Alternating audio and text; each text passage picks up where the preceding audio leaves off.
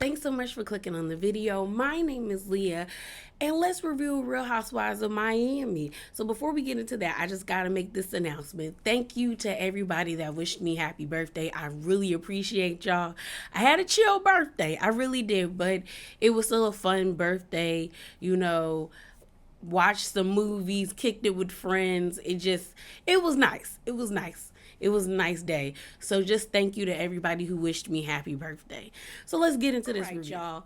So this episode was definitely a filler setting up for what is to come. If you haven't seen the mid-season trailer, you should check it out because I know everyone is hyped for a Larsa versus Nicole. I'm more here for Marisol versus Adriana, okay? Because y'all know I don't see it for Adriana. I just don't see it for that lady. I just don't. But I'm here for Marisol, okay? I'm ready for that lady to when they were on that beach and she was like, and yes, I said, do the finger, lady, do the finger. I just like Marisol. Out of everybody, I think Marisol is like my favorite on the cast. And it's because I enjoyed her mom. And it's like I can see bits of Mama Elsa, especially, and I can see Marisol because Marisol in the previous seasons, she gave me much Cynthia vibes. Like, you just there, you pretty, it's okay, you're cute. But like her mom was the added spice to her. And I see her. I see Mama Elsa at times coming out of Marisol and I love it. And so I'm riding with her. So the episode opens up and basically we see everybody talking about Lisa. And that's mainly because all these articles are coming out about Lisa. You got Lenny. There are articles saying that Lenny said that he never cheated on his wife. You have another article saying that Lisa was blindsided by the divorce. Then there's another article saying that they were getting a divorce. So it's like everyone's just like, all these articles keep coming out. Like, what is going on? And we see everyone discussing the articles. You see Larsa and her son talking about it, which you could tell he was not interested. Then you see Russell and Gertie talking about it, and you could tell Russell don't give a damn. Russell's just like, why are you talking to me about this lady? And then you see Marisol and Alexia on FaceTime together, and then Nicole and Adriana on FaceTime together. And basically, Adriana is confused. She didn't Lisa say she ain't know this was about to happen or this was about to go on? And now Lenny is saying that they were already kind of living separate lives and they both kind of agreed upon the divorce. Like they knew it was coming. And Nicole's just kind of I don't know, but either way, he's being a dick, which he is. So the episode continues, and while Alexia is on FaceTime with Marisol, Marisol tells Alexia girl, I need to go lay eyes on her, so I'm gonna go check up on her and tell her we here for her and we want to help her get through this. So we see Marisol pull up to Lisa's house, and my thing is, Marisol, I got love for you, sis. You not beating these allegations that you drink too much, sis. Why you got alcohol at other people's houses? Why, Marisol? Why? She pulled out that bottle of vodka. I said, not you leaving alcohol at other people's houses so you got something to drink. Stop it, okay? I'll let you slide with drinking in the confessionals because I know y'all be there for hours and you just need a little pick-me-up. But girl, just because you can't get hangovers, Marisol, which that's a blessing. God bless you. You was one of his favorite people for that. But sis, stop. So they sit down at the table. We see little Ella and she goes out to play, looking cute in her little dress. And they're sitting down on the couch. And they're just discussing, and Lisa's just like, Marisol, I don't understand why he's doing this to me. I don't understand why he couldn't have just I don't get why he's doing this. And then you see Marisol in her confessional kind of everyone kind of knew that it was coming. Word on the street that everybody just kind of knew it was coming. And then you see Lisa just being in her confessional, why couldn't he have just waited until the kids got older? And then we get a divorce. And Lisa's telling Marisol, girl, I was down for whatever. I was down to wipe his butt. I was down to clean him when he couldn't do it anymore. I was down for the long haul.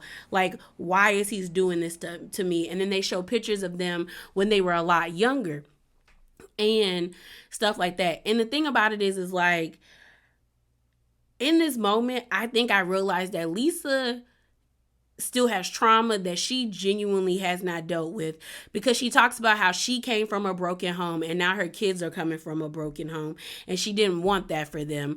But we've all learned that staying in a marriage for the kids does more damage to the kids and you as a person versus y'all just breaking up and trying to move on with your lives and being happy and living free. And so I agree with what everybody else is saying, especially Alexia and Marisol, when they were just kind of like, I think she knew.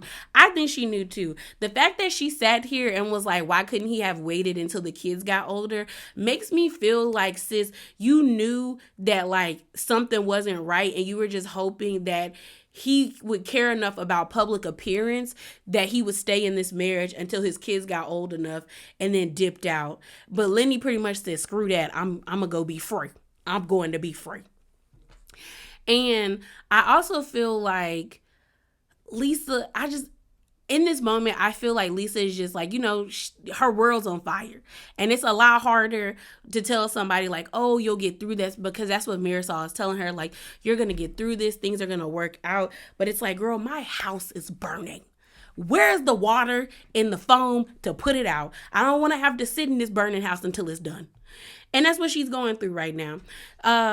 But I do feel like she knew what was up. I don't feel like Lisa was blindsided. I think she's more blindsided by his behavior, which I understand that. But I think she knew the divorce was coming. And the reason why I say that is like last season at the reunion, the way she had to like explain to everyone, because I think it was one of the questions from the viewer is like, something about how Lenny treats her, because everyone did say it was kind of cringe the way she was like begging for him to like hold her hand, touch on her, when she was like, can you believe that we've been together for 14 years?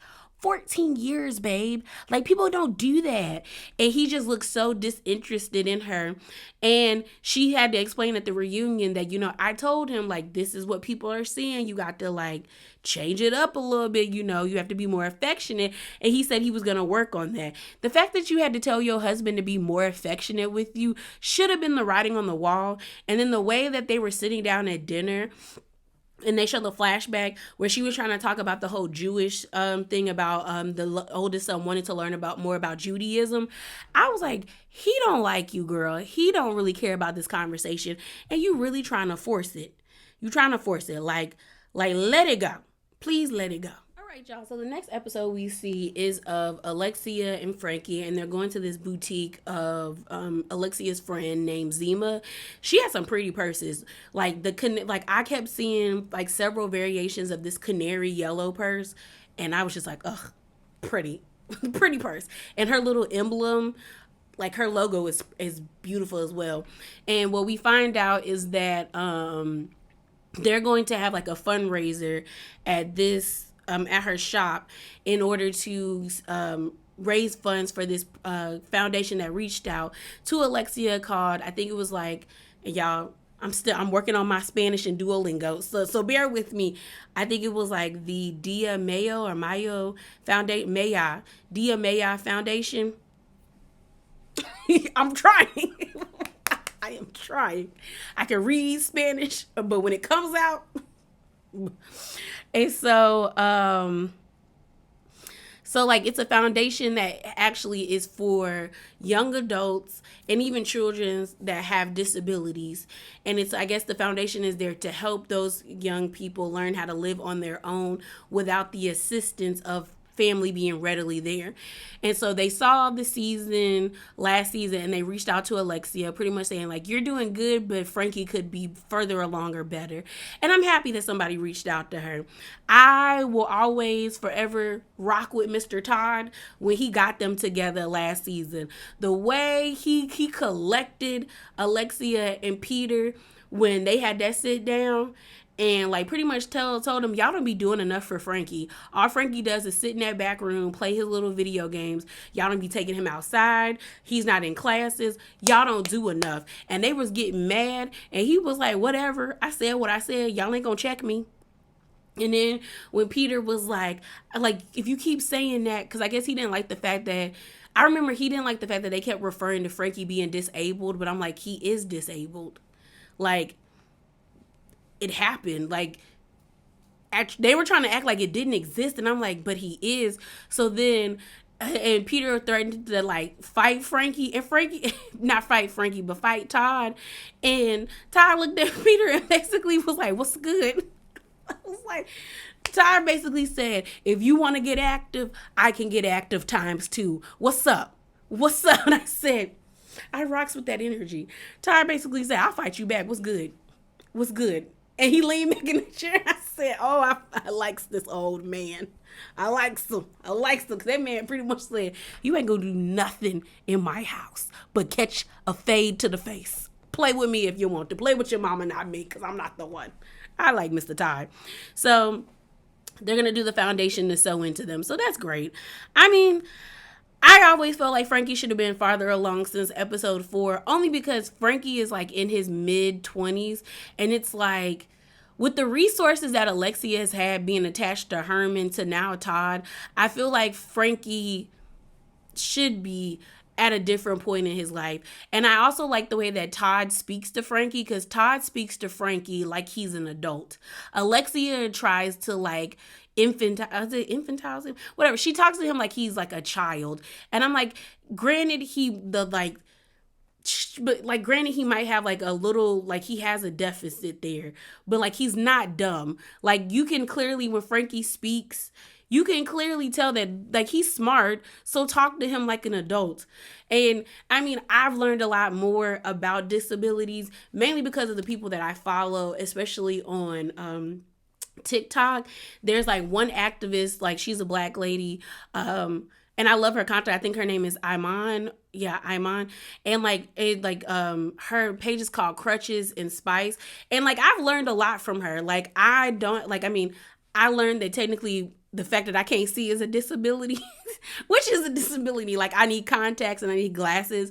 And the crazy thing is like, I don't see that as a disability, but then she did a video about it where she was like having glasses and having contacts is a disability, but we don't see it as a disability because everyone can get it fixed in a sense. Like she's like, glasses are accessible to everybody. Contacts are accessible to everybody. So then you really don't see not being able to see as a disability because it's accessible. You know, there's programs to get people glasses. There's programs to like, you know, it's accessible. And then like I sat back and I thought about it and I was like, oh damn, I do got a disability. I never thought about it like that. And it's like, wow, like that's how all disability should be seen. Like everything should be accessible to everybody. And you like following disability like activists or people who are disabled in general and learning that a lot of things aren't accessible in a lot of countries. Like y'all know America ain't that great. We know this. We know this. But listening to people who have disability, like how to have disabilities and how they have to maneuver overseas and how hard it is, I was just like, wow. And America ain't even that accessible to a lot of people. So it's just kind of like, I want the best for Frankie. He seemed like a really nice person. So I really do hope the foundation helps him. I was happy to see that he has like a life coach that comes and they're teaching him, because at the end of the day, like Alexia nor Todd is going to be here forever. And we don't know where the hell Peter going to be. We don't know. So it's like you want him to be equipped to be able to live alone or to live on his own and be able to take care of himself. So I'm happy that the foundation reached out to him. And that's not to rag on Alexia, because I'm not a parent and I also don't know how hard it is to take care of a child that has a disability, or even be in her shoes where Frankie wasn't born disabled. He became disabled after an accident. So a lot of things probably had to shift, and she had to shift her perspective on things and do a lot of different things to make life better for him. So I'm not ragging on her, but I do wish that he was farther along, especially when we know that Alexia had resources to push him farther along, in my opinion. This is my opinion. It's just my opinion. So then we see a dinner date for the anniversary between Julia and Martina, and it was cute. They were sitting at the same table that they like had their like I guess it was their first date or their first anniversary. She cooked the same meal. She burnt that fish, and it was just nice. And you could tell that Martina was genuinely happy by the like she appreciated the gesture, which makes me feel like Julia don't be doing nothing. And the dinner started to aggravate me, especially when I think if I was Lisa, I would be agitated with Gertie and Julia because they keep bringing up how like they're so like shocked and like unnerved by the fact that like Lenny and Lisa are getting a divorce when it was clear as day last season that there were already issues there, and they keep using their divorce as a segue to talk about their relationships instead of just being upfront and honest about asking these questions. And if I was Lisa, I probably would be like tired of them. I would be tired of them at this point if I was watching this back. But Julia asks about the whole situation, like, are we good? And Martina basically said, yeah, we're good. We're fine. And then Julia says, like, what would make you happy? And Martina was like, 2 weeks in Aspen, just me and you. And Julia's hesitant. And I'm like, girl, then shut up about that question. Like you're constantly asking this woman in your you're in your confessionals talking about, I don't know if we're okay, we're not here, we're not matching energy.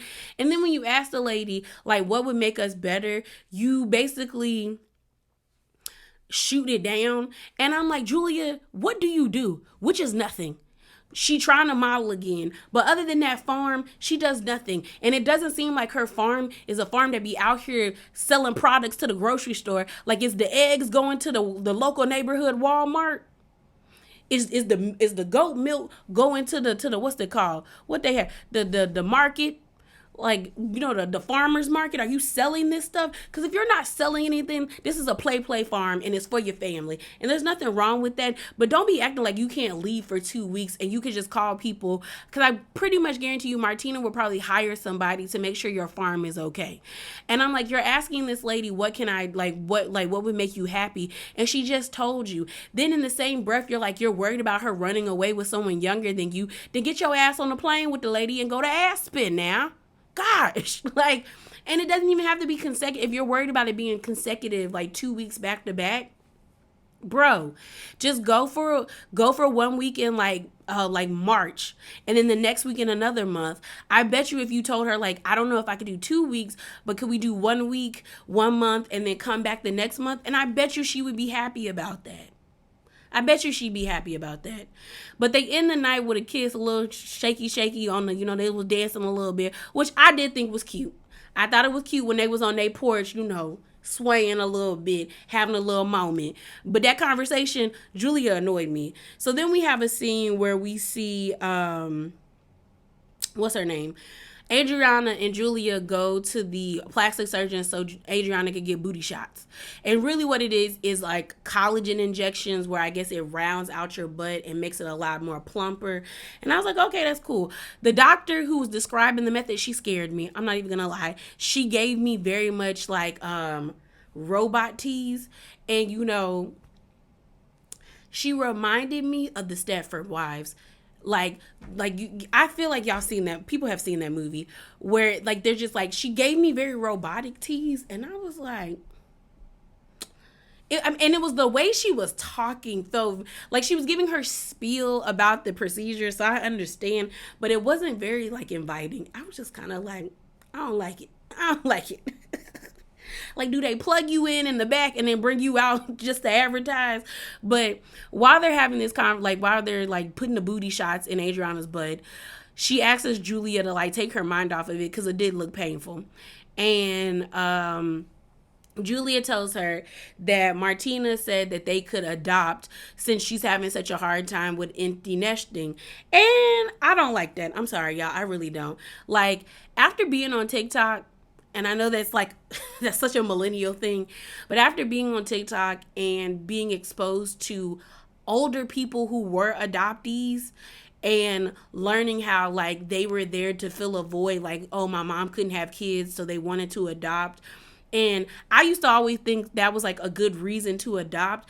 But when they explained it like a person can't fill a void, then it clicked for me that that's not the reason that you should want to adopt. You should want to adopt because there's a need that needs to be filled for this young child. Like they don't have a family and you want to provide them a family. Like it's like more so you're doing like of service, like a love is an act of service versus you trying to take a child and then force them to fill a void that technically they probably will never feel because you already have preconceived expectations for this human being that doesn't know anything about these expectations that you want them to feel because you haven't done the work yourself by going to therapy, figuring out why you have this void.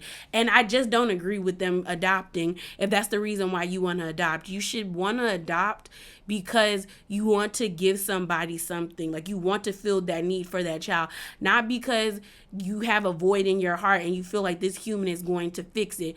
And I always thought that was a good reason, but after seeing all these people who are plagued by their adoptive parents who only got them because they wanted them to fill this void, like someone said, get a puppy.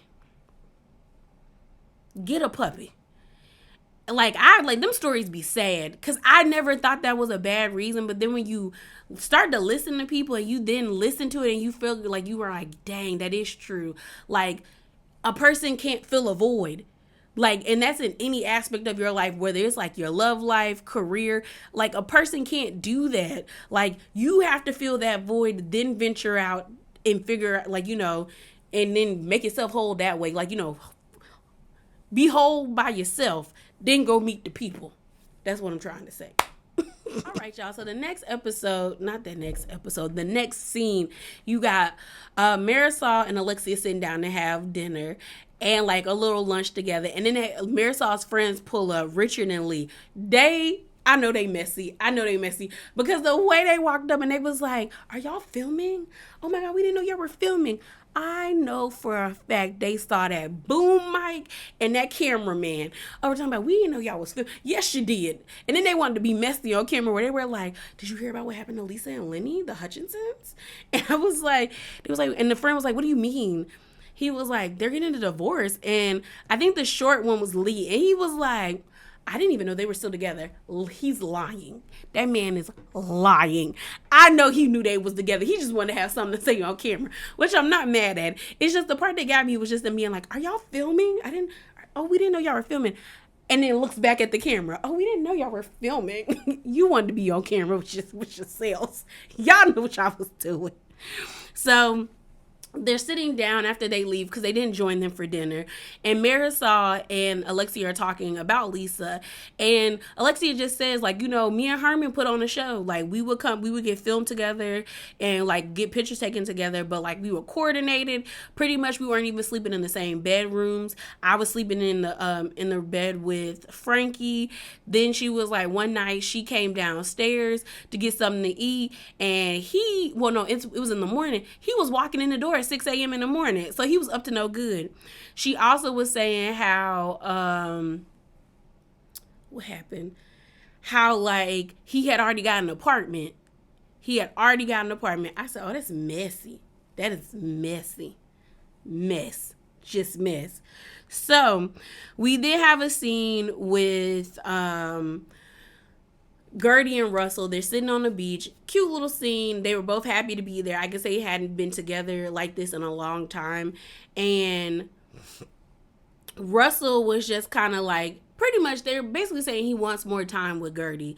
That, like, he understands when she gets home, she's tired. But when she gets home, she starts watching her shows. She kind of interacts with him and the kids. But then she's kind of like, whatever. Where, like, she doesn't really want to watch what he watches. And he's just like, we just want more time and more sex, which makes sense. They do the same thing with the Lenny and Lisa thing where she's like, are we okay? We're not like that. Russell's like, no, we're good. Honestly, I feel like in this moment, they're good. Everybody's good. But what I will say is that Gertie saying that she doesn't have that much guilt, or she didn't have too much guilt about not being around her kids as much because they're boys and they're at home with Russell, and all three of them kind of like the same stuff. So they're into Star Wars. That like she didn't like she could go off and do her girly things. I was like, that's all well and good, lady, but they still probably want you to be around and be interested in the things that they want. So hopefully she makes more of an effort to be a part of the things that she likes and kind of slows down a bit. The same theme that we had with Wendy. Like, continue to be great, continue to do your endeavors and be awesome, but also make times for those that are around you, especially your kids, because they ain't asked to be here. So we see everybody gearing up to go to the foundation party at the boutique. We have a car ride with Gertie and Nicole. And basically, Nicole brings up how Larsa been kind of throwing slick digs at her, especially bringing up her ex-husband, where she was like, okay, you know, your ex-husband, the teacher. And we see that she's done it twice. She did it when they were in New York last season. But when that happened last season, I was on Larsa's side because Nicole was trying to sit up there trying to be all high and mighty and low-key condescending, and Larsa clocked her. So I ain't mind that. But this season, Larsa has kind of done it to be condescending in a way, like when she was talking about how, like, girl, you was dating a teacher, like, your divorce was nothing compared to what we've been through. We've dated high-profiled men, pretty much comparing the two experiences. But Nicole's pretty much like, I need to talk to her. They then also talk about how what is it called? The engagement party is coming up, and it's going to be like a Vegas theme party because that's where they met. And to see how giddy Nicole was about it just like confirms that she wanted to get married, y'all. And people tried to argue me that like, no, she didn't want to get married, but I'm like, I've told you, I've met people who have actively been like, yeah, marriage is not for me. Like, if it comes, it comes. If it doesn't, it doesn't. I'm all good. And I've met someone who actually got married that was like, you know, I wasn't that, like, you know, marriage wasn't really a big thing on my table, or I wasn't that, like, excited. But, like, they got married because, you know, they were in love with the person and that's what they wanted to do. But they were enthused about it, like they were excited, but not the way Nicole is. Like, she's been planning her wedding since she was 3. So I knew that lady wanted to get married to that man, which ain't a problem, but don't be faking like you didn't want to. So they get to the party. While everyone's at the party, we see Lisa having a voice note fight with Lenny. There was something about the kids. Oh no, the mistress is over here making statements on page 6, giving a statement talking about she's not the reason why Lenny and Lisa are getting a divorce. Being out of pocket, because why are you talking? Again, she a dummy. That girl is such a dummy, because there is no way I would ever want this attached to my name, that when people think of me, they think of whore and a mistress. Because that's all people going to think about when they see that lady name. Mistress. You are going to be titled Lenny's mistress to the day you die. I would never, could never. That man don't even look good enough for him to even be associated with my name. That's the type of energy I would be on if I was her. I mean, because, girl, why? So, everyone's just talking about it. Everyone shows up to the party and they're just all like, girl, like, why is she even talking? Like, why is she even talking? And I'm like, she has to know that she is not making herself look good to nobody, especially women. Especially women. And even men, because men will cheat. Like, everybody cheat, but we know dudes cheat. But they definitely not about to slide by you because you talk too much, sis. You talk way too much. But the way Lenny told her to F off, told Nicole to F off when she was in the car, yo. He said F you. I'd have been like, nah, mother, blank to blank to blank to blank, F you, and blank to blank that, to blank to blank to blank to blank to blank to blank, and your mama too blank to blank. Like, I'd have aired that man out. But I just, So they pull up to the, Lisa gets there. She sits down with Larsa, and Lenny's on the phone sending her a grocery list, talking about, are you gonna get groceries? I was like, oh, he got audacity. Audacity. We then have a moment where Larsa and Nicole sit down, and Nicole's kind of trying to make small talk where she's like, me and you have never really had a conversation with each other. Ooh, it's falling. Like, me and you have never really had a conversation with each other. And, like, don't you think this is crazy? And then Nicole brings up how, like, even when you make comments about, like, my ex-husband. And then Larsa's whole thing is like, girl, do you know who I was married to, who I got a divorce from? Like, talk to me when you go through something like that. Like, I mean, like, you and Anthony are cool, but, like, girl, he ain't no Scottie Pippen, And Nicole's just kind of like, it came out very condescendingly, like, and then Larsa's whole thing is like, you haven't been condescending to me. And then she brings up about what happened in New York, where Larsa's like, you said you had to look me up to figure out who I was to let me in your house. And I guess that just really rubbed Larsa the wrong way. Like, pretty much saying that, like, you had to really find out who I was in order to want me to be around you. And then Nicole's whole thing is like, well, yeah, I just wanted to know who you were before I let you over to my home. You know what I mean?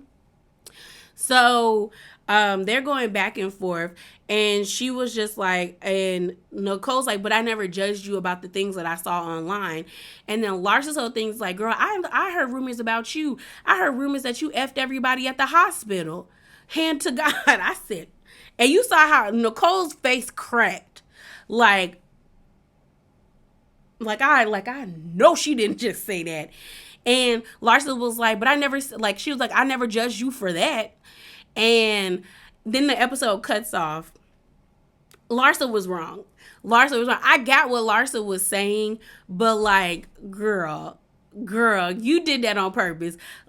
Like, they gonna start... She wasn't right for that. I got why Larsa's upset by Nicole, because I feel like Larsa feels like Nicole has prejudged her and she's holding on to that. And that's why they've never really, like, gotten along with each other, because even at the reunion, they really didn't get past it for real. But I feel like Larsa throwing that out there is wrong, because Nicole is a doctor.